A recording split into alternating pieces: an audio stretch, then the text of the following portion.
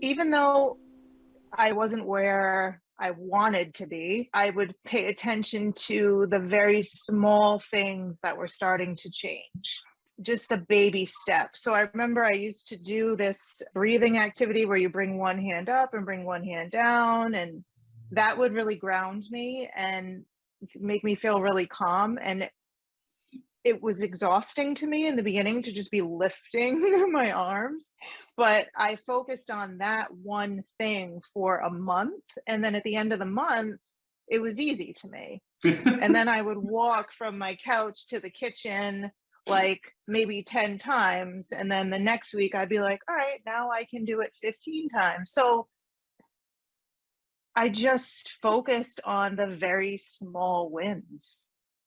And even though to I don't wanna say a healthy person, because I think we're all healthy. Even to someone who their capacity to do more was, different than mine, it was still a big deal, and it made me happy, those small wins. But here's the thing that Lauren hasn't mentioned that she once said before.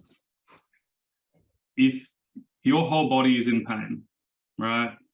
Your legs, your stomach, whatever's going on, find one part of your body that's not in pain, focus on that.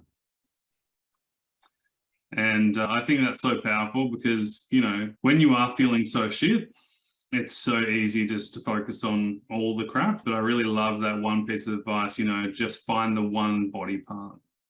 Could be the finger, could be your nose, could be your forehead, whatever it is. Find that one body part that is relaxed, that is feeling free, that isn't in pain, and focus on that instead. And so again, that's the difference between staying where you're at or expanding your focus on something that you want.